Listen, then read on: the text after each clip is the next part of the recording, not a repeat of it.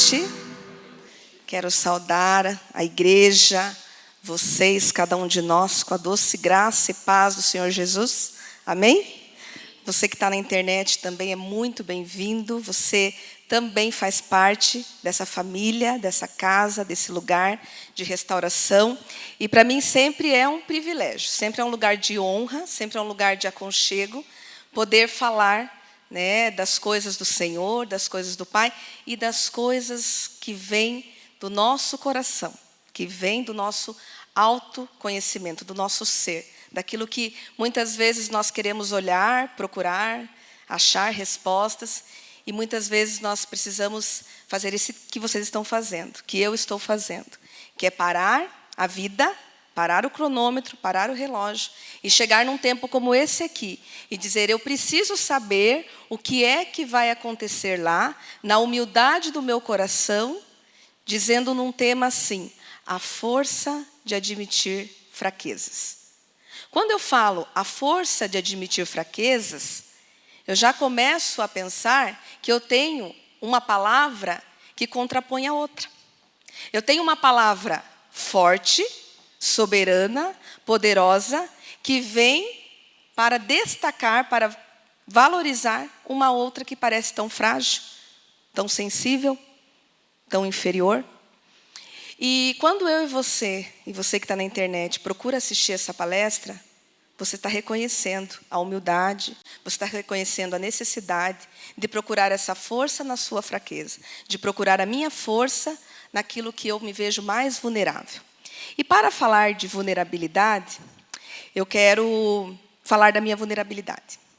Quero dizer que eu sou Andressa, eu sou uma filha amada de Deus, eu sou uma discípula de Jesus que tenho lutado dia após dia, reconhecendo as minhas qualidades, reconhecendo as minhas vitórias no Senhor, transformada pelo poder soberano de Deus, mas, como Ele me criou humana natural, Ele é sobrenatural, eu sou humana natural, eu me vejo todos os dias lutando com os meus pecados.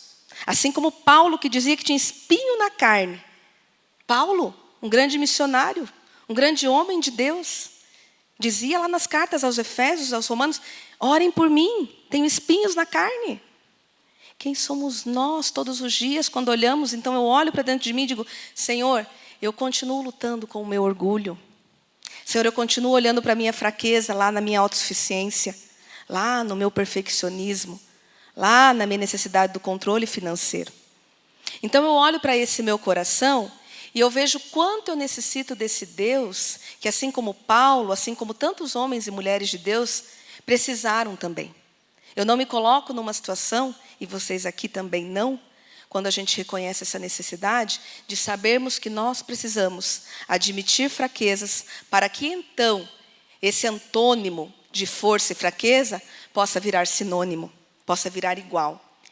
E aí nós vemos muitas vezes, e eu vou começar fazendo uma pergunta para vocês, que é, você já se sentiu sobrecarregado, tentando parecer forte o tempo todo? Quem nunca? Então a gente já nasce, já tem aquele negócio, nossa, nasceu um pouco prematuro.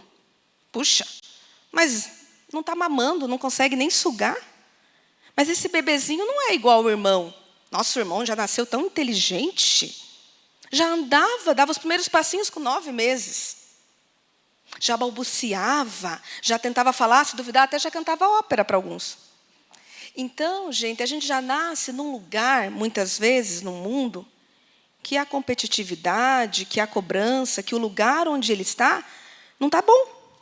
Ele nasce com a sua individualidade, com a característica que Deus deu, e parece que aquilo já é, desde que nasce, uma inferioridade.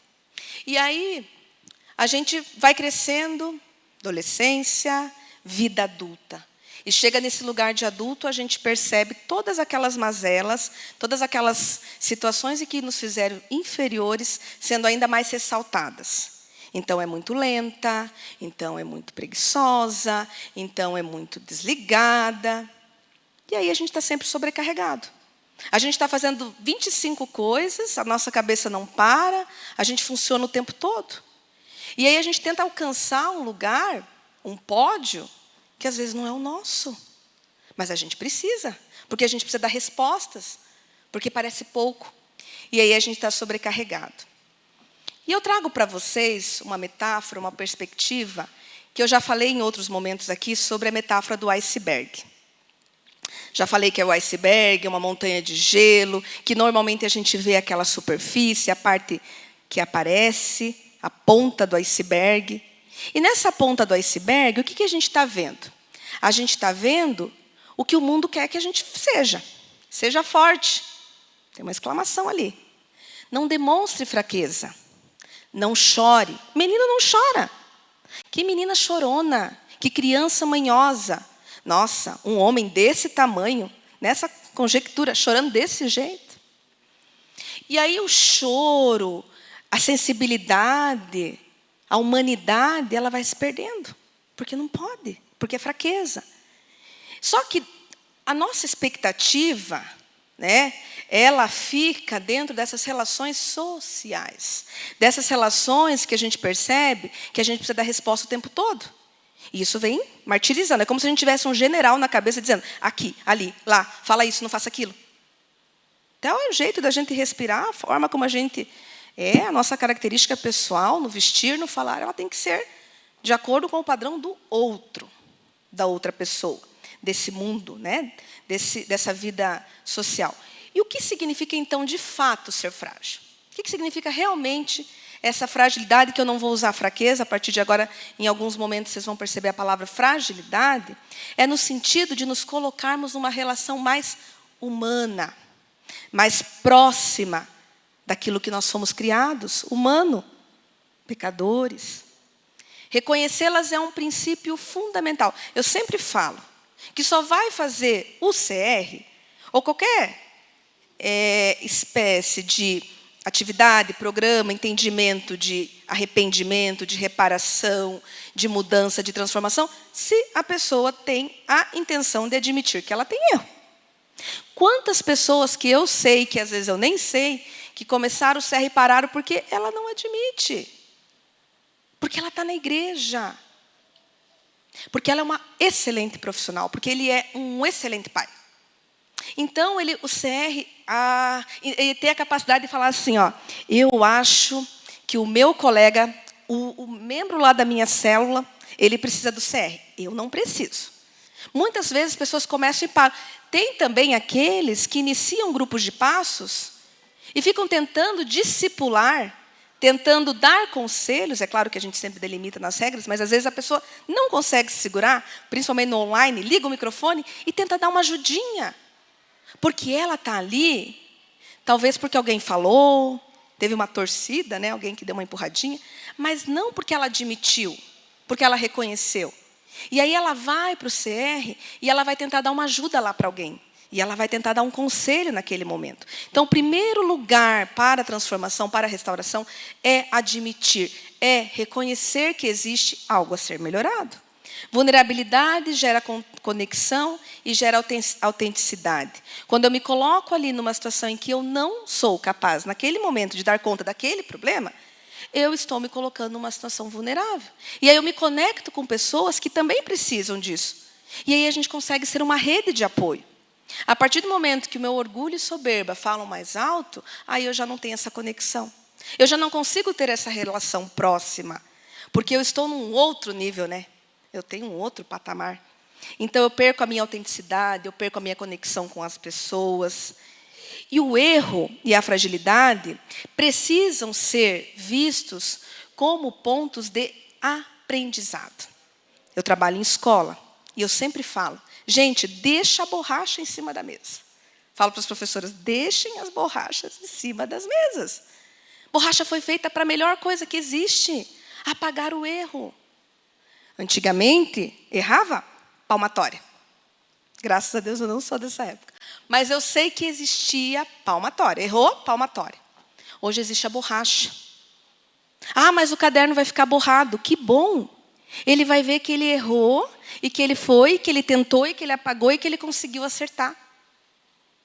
Não que alguém passou por cima e fez por ele. Não aprendeu nada. Alguém fez por ele. Ou que alguém ficou falando a letra, o número que era para ele fazer, sem compreensão, sem identificação com aquele assunto. Que bom que existe a borracha, Que bom que existe o arrependimento. Que bom que existe a possibilidade de nós admitirmos aquilo que nós fazemos que não está bom e que precisam ser transformados. Pessoas transformaram suas falhas, seus defeitos de caráter, suas vulnerabilidades em força. Quantos casos a gente vê de pessoas que estavam falidas, que estavam com situações de vícios? O próprio CR veio de alguém, Alcoólicos Anônimos ali, que percebeu a sua fragilidade, o seu vício e procurou preparar, pensar num programa de restauração. E que hoje se aprofunda para muito mais do que o AA. Então, gente, é a partir da nossa vulnerabilidade que se cria força. É a partir desses pequenos problemas que nós avançamos. Quantas vezes de uma situação tão ruim, nós saímos dela muito mais fortes? Quase todas. Quantas vezes de um problema enorme que nós conseguimos o maior e mais significativo progresso? A pandemia não foi legal para ninguém. Duvido, acho muito difícil.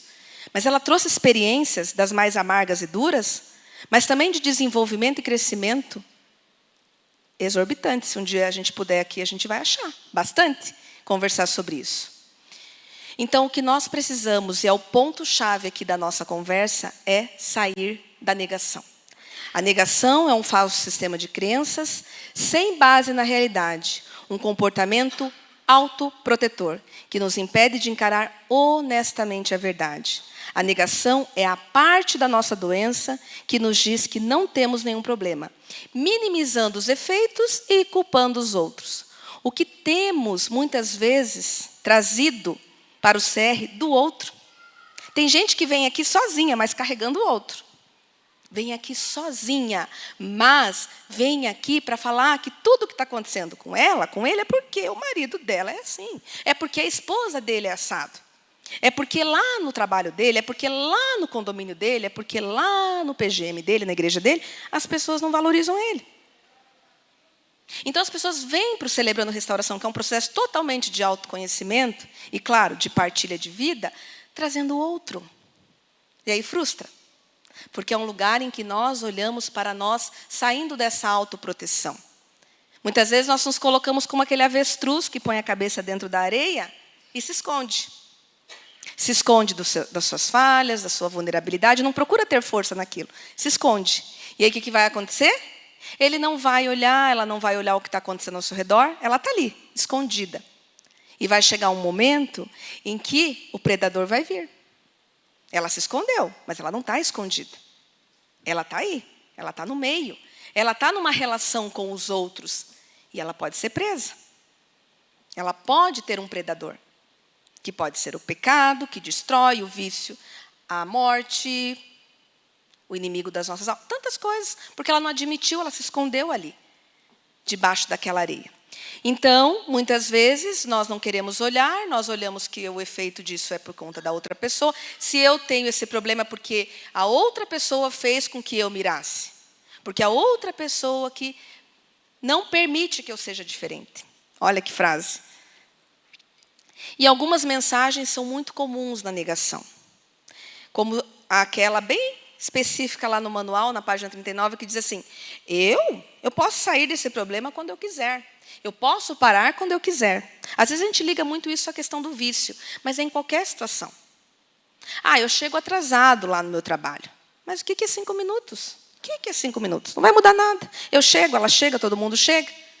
Eu posso parar a hora que eu quiser. Se eu quiser chegar adiantado, eu chego. Se eu quiser chegar no horário, eu chego. Mas eu posso. E aquilo vai virar um novo horário. E você está tirando todo dia 5 minutos daquilo que é teu dever, tua obrigação. Mas é que eu ganho pouco, mas é porque não sou... Não é sobre isso. É sobre o teu caráter. É sobre a honestidade do horário em que você cumpre lá naquele local. Que você deve respeito e obrigação ali dentro. As coisas não estão tão ruins assim. Só parece que está, mas não está. É vocês que estão exagerando. Para que eu vou fazer CR? Para que eu vou olhar fraqueza? Eu não tenho fraqueza. E a pessoa ela começa a entrar nesse autoconvencimento. Eu estou viciado porque eu quero. Quando as coisas melhorarem, ou o contrário, quando as coisas piorarem, eu mudo. Então, se as coisas ficarem melhor, se eu mudar de emprego, daí sim. Aí eu vou chegar no horário. Ou, se eu perder o emprego, não, daí eu vou fazer tudo direitinho. Porque daí eu aprendi a lição. Sabe? Essas coisas. Eu não tenho nenhum problema. E a culpa, aí terceirizou. É dessa situação. É dessa pessoa. Tem pessoas, como eu falei no início, carregam outras no seu processo. Sempre por conta do que o que acontece, ela está trazendo o nome ali, até no seu inconsciente, o problema relacionado a outra pessoa que está afetando ela.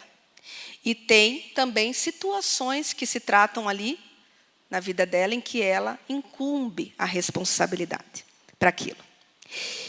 E eu fiz uma dinâmica recente, no nosso grupo de passos. E quando você vê ali aquela imagem, a pessoa dizendo eu, se colocando na primeira pessoa, eu falei para as meninas, a primeira coisa que nós precisamos fazer é tirar as máscaras. A primeira coisa que nós precisamos fazer, e elas ganharam isso aqui como marcador de páginas, tá? Toda vez que elas passarem para uma lição, elas estão tirando uma máscara. Daí elas passam para outra lição e põem a máscara lá. A cada lição, uma máscara vai cair. Amém? Glória a Deus por isso. E quando a gente conversou sobre isso, eu falei para elas, vocês estão num lugar que as pessoas vão te conhecer na sua verdade, na sua integralidade, naquilo que quem realmente você é. Quando eu tirei a minha máscara, eu já fui dizendo, eu sou a Andressa que luto com isso, isso e aquilo. Você já me conhece no meu defeito, na minha falha. E não para me desvalorizar, minimizar, inferiorizar, descaracterizar. Não. Mas para ela ver que eu sou igual a ela. Caminhei alguns passos, sim. Tenho uma caminhada, uma jornada avançando. Mas pecadora tanto quanto. Dependente de Deus tanto quanto. E aí eu refleti, depois, em outro momento, que nós não queremos máscaras, que nós preferimos a coroa. É muito mais valoroso, importante e eterno a coroa da salvação do que a máscara terrena, social. A nossa salvação vale muito mais, é muito mais cara do que a nossa reputação aqui. Quando a gente olha para a nossa vida hoje e fala, eu reconheço que eu preciso mudar hoje, nos aspectos que se relacionam a esse problema, hoje. É a minha reputação sendo despreocupada nesse caso. E sim a minha salvação, a minha plenitude, a minha semelhança com Cristo sendo desejada. E nesse texto, nessa lição, que eu vou situar a vocês, nós estamos iniciando o processo de restauração, o CR, e as primeiras lições, E essa primeira lição, a lição da negação, primeiro passo da negação, a lição acreditar, não é admitir. Nós estamos falando justamente disso, de admitir que somos falhos, de admitir que somos pecadores. E nesse momento, ele vem trazer o que o profeta Jeremias fala ao povo de Judá, uma tribo lá, que diz assim, eles tratam dos ferimentos do meu povo como se fosse uma coisa sem importância. E dizem, vai tudo bem, quando na verdade vai tudo mal. E ainda eu acrescento o capítulo 16, o versículo 16 do capítulo 6, que diz, assim diz o Senhor, ponde-vos à margem do caminho, e vede, perguntai-vos pelas veredas antigas, qual é o bom caminho? Andai por ele e acharei descanso para a nossa alma. Mas eles dizem, não andaremos. Vocês entendem, assim como eu, que a gente pode ficar aqui a noite toda, 3 dias, uma sabatina aqui, falando sobre admitir, sobre mudanças, sobre reconhecer. E ainda assim nós ficarmos aqui e continuarmos dizendo, está tudo bem. E saímos daqui e irmos embora conversando no carro e dizer, pouca coisa, está tudo bem. Porque esse é um processo total e pleno de autonomia. Você tem essa autonomia, esse lugar de decisão. Aqui, quando o profeta Jeremias, que foi um profeta, proclamador de arrependimento, que lutava contra a pecaminosidade daquele povo, que lutava ali na tribo de Judá, em Jerusalém, contra a idolatria. Aquele povo era um povo que chegava no templo de Deus, de Jeová, e adoravam outros deuses. Um povo que sacrificava crianças em função de outros deuses. Esse texto de Jeremias, que vale muito a pena vocês lerem esse livro de Jeremias como um todo, os ídolos eram endeusados, encontrados no templo, existia uma corrupção moral e uma perda total e completa do temor a Deus. Pensem em adorar um Deus e a deuses que não era o nosso Deus, no templo de Deus. Inclusive, a luta de Jeremias era tão árdua, tão difícil, uma guerra tão grande, que o próprio oficial do templo questionava ele. Por que ele estava sendo tão exigente com o povo? Ele ia para o tronco, ele apanhava. Porque o povo não queria reconhecer. Porque existiam falsos profetas. Porque existia nessa época o otimismo fácil, que é o que existe hoje em dia, de outra forma. Sabe o otimismo fácil? Vai tudo bem. Você é bonita. Você é bonito. Vai tudo bem. Olha aí, você tem mestrado, doutorado. Você é inteligente. Vai tudo bem. Não precisa de arrependimento. Não tem fraqueza. Você é top. Você é demais. E aí a gente vive nesse falso otimismo que existia aqui, nessa época também. Em que para esse povo estava tudo bem. E estava tudo mal. E aí existem impactos emocionais e psicológicos neste exercício árduo, delicado de ficar negando que existe uma situação que precisa ser alterada. Existe uma dificuldade de viver assim. Parece fácil, parece melhor negar e viver dessa forma, mas é muito mais difícil. As consequências que nós vemos lá nesta lição, de fingir que está tudo bem. Egocentrismo.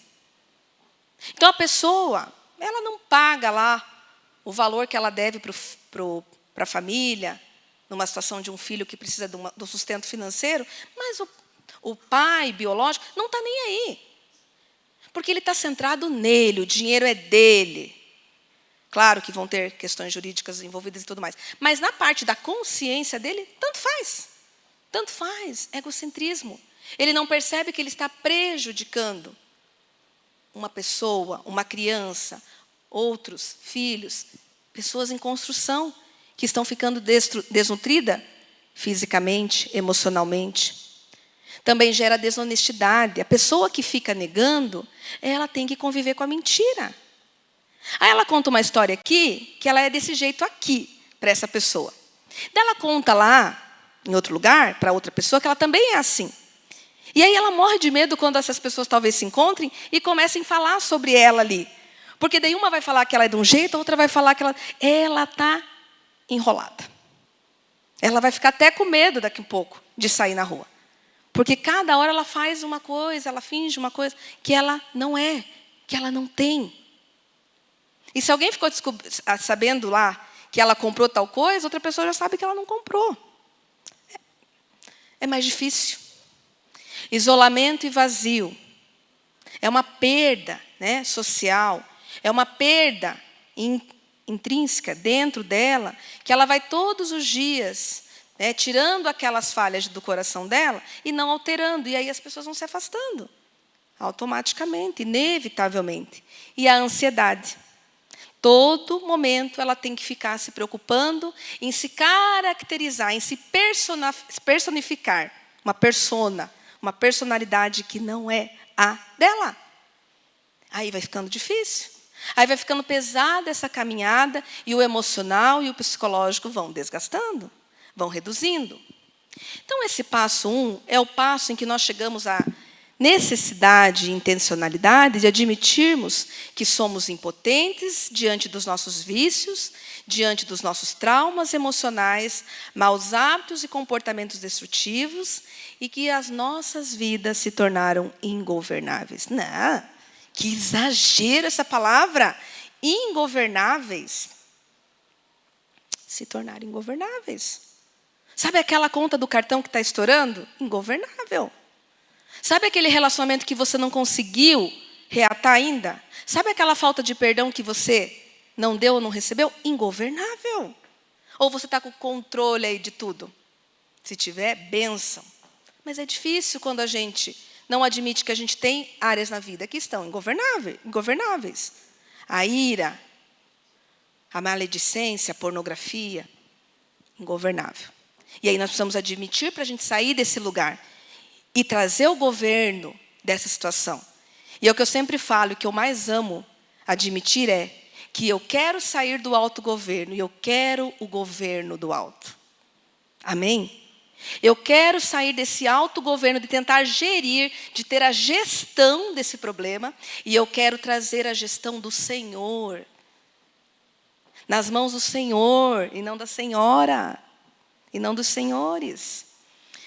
E temos que praticar, então. É um passo de prática. Porque você viu que aqui o negócio tem verbo, tem que caminhar, tem que dar passo. Como diz o Edinaldo, a gente tem um grupo de passos, não um grupo de pulos, não um grupo de saltos. A gente vai fazendo os passos. E nesses passos, nós praticamos algumas ações, fazemos algumas coisas que vão nos ajudar a superar as nossas fragilidades. A primeira, o autoconhecimento. Não vai adiantar você estar aqui, conhecer todo mundo, me conhecer muito bem, saber as minhas fragilidades, e você não se autoconhecer. Como eu disse, você trazer o outro, você carregar o outro no teu emocional, no teu inconsciente, e você não está se reconhecendo, não está se carregando. A primeira pergunta que eu tive que fazer para mim é essa pergunta que tem lá também. Quais são as minhas limitações? Onde eu preciso melhorar? Pensa eu fazer essa pergunta para uma pessoa perfeccionista. Pensa eu, quando cheguei aqui no CR, essa história aí de falar eu luto com. Eu luto? Não, eu não luto. Estou tão bem. E aqui é um exercício de pensar, eu sou humana, natural, sobrenatural é Deus, é o Senhor. Então eu tenho limitações, assim como Paulo. Tenho espinhos na carne. E aí eu olho para mim e digo assim, onde eu preciso melhorar? Para um perfeccionista, onde eu preciso melhorar? E aí começa o processo. E aí começa a caminhada de admitir. O 2 é o compartilhamento, quando nós dividimos as nossas dificuldades às pessoas de confiança. Aqui nós nos apresentamos e falamos das nossas lutas, pelo qual a gente tem buscado e necessitamos ser restaurados, mas nós temos um ambiente de segurança. Nós temos um grupo ali, no grupo de passos, ou aqui no grupo de partilha, em que nós nos sentimos seguros, em que nós enxergamos uma possibilidade, vislumbramos um lugar em que nós podemos dizer quem nós somos, em que nós tiramos aquelas máscaras. E nós olhamos para esse lugar e nós podemos confiar. E nós podemos ser confiáveis. É uma via de mão dupla. Nós podemos ser confiáveis. Ficou aqui, não sai daqui. Ficou lá no dia do grupo, não sai dali. E a terceira, e uma grande importante ação, para que a gente possa também praticar, essa aceitação e essa superação das nossas fragilidades, é transformar essas fragilidades em oportunidades de crescimento. É fazer com que aquela mazela, aquela dificuldade, se torne um ponto forte. Por isso nós viemos de encontro com o tema dessa palestra. A força de admitir fraquezas. Porque é nesse lugar onde eu olho que eu estou sendo desonesta, em que eu não estou sendo pontual, em que eu não estou sendo assídua, em que eu não compareço, nos lugares em que eu combino, em que eu não sou uma pessoa de palavra, é aonde eu vou buscar fortalecer. Por isso que muitas vezes aqui, nós falamos onde é o nosso ponto fraco, porque daí eu não pego e não escondo. Eu não reduzo aquilo. Eu tenho que resolver isso aqui. Todos os dias, um dia de cada vez, apreciando e me parabenizando por cada vez que eu consigo superar, mas deixando isso muito claro na minha frente, que eu preciso melhorar. Então eu olho e tenho resiliência, eu tenho resistência, eu tenho permanência, eu tenho continuidade nesse passo. Porque eu quero admitir e eu quero sair desse lugar. Eu quero transformar aquela fragilidade em força, em superação, em sucesso, em esperança. E aqui, gente, eu quero contar uma história para vocês. O Esopo foi um escravo, muitos anos aí, séculos, e ele sempre faz fábulas envolvendo animais. Para não diretamente falar pessoas, vocês são desse jeito aí, se consertem. Né? Mas ele usava fábulas para trazer uma moral, para trazer algo que as pessoas pudessem refletir. E eu quero ler uma fábula com vocês, e logo em seguida a gente vai fazer uma outra observação em relação a essa fábula. Vocês já devem ter ouvido, talvez, né, mas não é perdido, principalmente nesse momento aqui, a gente refletir com ela. Parece um pouco infantil, lá da nossa infância, mas temos infâncias aqui dentro, né, de cada um de nós, que podem ser retomadas nesse lugar. A lebre e a tartaruga. Uma tartaruga educada, muito cansada das provocações que a lebre lançava, um dia, com uma enorme coragem, resolveu dar um basta. A tartaruga, muito inteligente, fazia tudo devagarzinho, muito bem feito, mas devagarzinho. A lebre, ao contrário, tudo o que fazia era uma rapidez só. Resolveu, então, desafiar a tartaruga. Aí, dona Lesminha, qual é? Isto é, dona Tartaruguinha, que tal uma corrida? Já esta, cansada de tantos desaforos, resolveu aceitar o desafio dessa lebre metida. Vamos, dona Lebre. Agora eu que faço questão da corrida. A lebre já se sentia vencedora. No dia da corrida, depois da largada, a lebre já estava muito convencida que iria ganhar e pensou: como a vitória é certa, vou comer e descansar um pouco. Imaginem vocês o que aconteceu.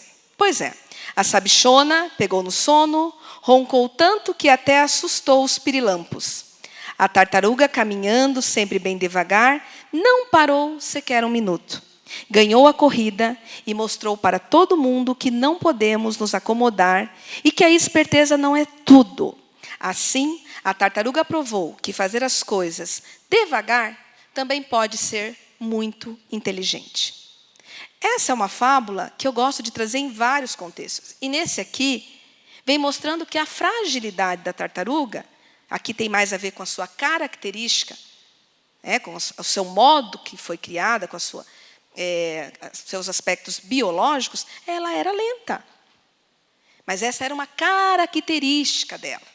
Mas aquilo se tornava para outros, e para a lebre, para aquele coelho, algo ruim. Mas você é lenta, você não vai conseguir nada. Fica aí dormindo, porque eu sou rápida, porque eu sou sabichona. O que aconteceu? Devagar se vai longe. Ela foi longe. E a espertona da lebre perdeu. E olha que interessante, eu procurando, aprofundar um pouco isso, vocês sabem que existe um vídeo, e alguns vídeos, em que fizeram um teste para ver se isso poderia acontecer? Um teste dessa história, como diz aqui, que ganhou vida, em que 2 animais foram colocados lado a lado para correr um com o outro. Como esperado, o coelho correu e começou forte, mas relaxou no meio do evento e observou a tartaruga lentamente, mas seguramente vencer a corrida. Isso é fato. Vamos ver? Vamos pedir lá para a gente colocar esse vídeo. Por favor.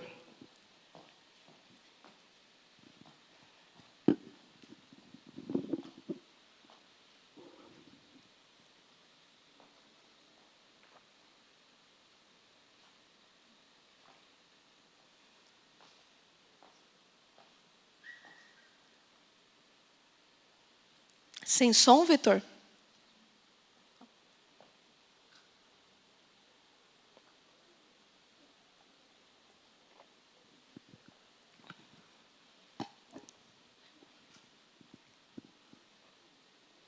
Palmas para a tartaruga, gente.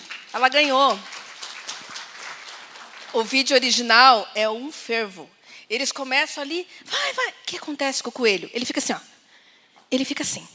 Porque ele está exibido, verdade, ele está exibido. Ele fica assim, chamam ele, aquela euforia. E a tartaruga, plena, ela só vai. Ela nem olha para os lados. Ela ganha a corrida. A fragilidade aparente da tartaruga fez com que ela vencesse o egocentrismo, o eu da lebre. E é claro que aqui a gente está numa situação em que valorizamos e respeitamos todos os animais e as suas características. Mas é engraçado de ver a fábula se tornando real, a vida, a fantasia se tornando realidade na vida. E quantas vezes nós olhamos para nós mesmos e nós vemos danos da nossa personalidade não alterada, não revisitada, não admitida, e que muitas vezes chegamos a pensar, será realmente que aquela outra pessoa, que aquele outro, ele realmente é uma pessoa que precisa ser um exemplo para mim? A lebre jamais ia admitir que a tartaruga ia ser um exemplo para ele. Jamais. E aqui o exercício não é de comparação. Não é de olhar para a tartaruga e dizer que ela é melhor ou que o coelho é... Mas é dizer que ela poderia, a lebre, aprender com a tartaruga. Admitir que também a tartaruga tem as suas qualidades, assim como ela também tem. E não se estacionar no seu orgulho, na sua autossuficiência, e não sair do lugar porque ela não precisa, porque ela não tem que mudar, porque ela pode dar uma cochilada, porque ela já está avançada, porque ela é melhor. E aí, quando saímos da negação e admitimos a realidade sobre as nossas vidas, paramos de justificar as nossas atitudes e nos abrimos para receber o amor incondicional e a graça do nosso poder superior, que é Jesus. Jesus, ele percebe as nossas dores. Mais do que qualquer outro, mais do que qualquer pessoa, teu esposo, mais próximo de você, um amigo, nós temos Jesus que percebe as nossas fragilidades. E lá em Tiago 4,6, ele diz assim que ele exalta o humilde e abate o soberbo. Quando nós nos colocamos diante do Senhor, numa posição de humildade, aqui o que vocês estão fazendo, você que nos assiste, o que eu e você estamos fazendo aqui é esse lugar. É esse lugar de dizer assim, Senhor, com o meu coração quebrantado e contrito, eu estou aqui. Só para quase finalizar, esses dias eu estava pensando, e provavelmente com um pouco de orgulho, sobre uma escolha, uma situação em que eu poderia ter participado. Eu poderia estar lá. E aí, passou, meu coração ficou naquilo, mas passou. E aí, já tinha até esquecido, minha filha chegou e falou assim, mãe, tem que te contar uma história. Sabia que lá, falou um contexto lá, o pai da minha amiga canta super bem. Minha amiga tem uma voz afinadíssima. Mãe, e minha filha toca, então ela tem a percepção musical, ela é musicista, então ela tem uma percepção, mesmo que inicial. Ela falou, mãe, a menina canta super bem, todo mundo elogia. E todo mundo quer ela para cantar. Só que o pai dela, ela disse para a gente que o pai dela não deixa ela ir. Porque aquilo vai gerar orgulho no coração dela. Quando ela falou aquilo, gente, meu coração estremeceu. Falei, entendi, filha. O Senhor falou. Falou, sem contexto nenhum, ela veio contando isso para mim. Então, o Senhor, ele exalta o humilde e ele abate o orgulhoso. E o Senhor usa pessoas e estratégias para abater o nosso coração quando a gente está em orgulho. Deixa para Deus. Deixa para Deus a tua fragilidade. Eu falo falando isso para mim também, me coloco aqui com vocês. Deixa para Deus. Se alguém tem que te exaltar, é Ele. Pode estar o mundo todo contra você. Pode estar a empresa toda. Quem te justifica e quem traz a fortaleza é Ele. Quem tira do palco e diz, agora você não vai cantar porque isso vai te trazer orgulho e não vitória, e não bênção e não graça, sou eu. Eu sou o teu pai. Porque quando eu te colocar naquele altar, porque quando eu te colocar naquele lugar, porque quando eu te trazer aquela vitória, é para mim a glória. E não para a sua. A fortaleza, o forte, o braço forte e poderoso é o Senhor. Amém? Eu quero agradecer vocês e quero orar. Antes de convidar vocês à reflexão desse tema, feche seus olhos. Deus, muito obrigada, Pai, por esse tempo, Deus, tão especial que o Senhor nos deu. Obrigada, Pai, porque aqui nós encontramos, Senhor, um lugar seguro, um lugar convicto, que nós temos, ó Pai, para colocar as nossas dificuldades, as nossas fraquezas, e sim, comemorarmos as nossas vitórias no Senhor, para a Tua glória, para que o Teu reino seja edificado, porque aqui não é o nosso lugar, Pai. O nosso lugar é lá na glória, celeste, é eterno. Então, ó Deus, nós oramos nesta noite para que este lugar de arrependimento, este lugar de reconhecimento, este lugar, Senhor, em que nós nos encontramos, mais o Senhor e menos nós, mais o Senhor e menos, Senhor, a nossa carne, é esse lugar que nós temos aqui de confiança para estar, para falar, para compartilhar e para ouvir da Tua palavra. Que nós possamos hoje levantar um altar de glória do Senhor. Que tudo é para o Senhor. O primeiro é do Senhor. E nós queremos dizer, Senhor, eis que na nossa fraqueza o Senhor nos fortalece. Porque é na nossa fraqueza, Senhor, é que nós nos vemos forte no Senhor. A Tua força se aperfeiçoa nas nossas fraquezas. E nós louvamos o Senhor por isso, agradecidos a Deus, por esse tempo especial. E por essa palavra que o Senhor colocou em nossos corações. E por esse primeiro passo de muitos que ainda daremos para o louvor e glória do Teu nome. Devagar, mas sempre continuamente na Tua presença. Em nome de Jesus. Amém.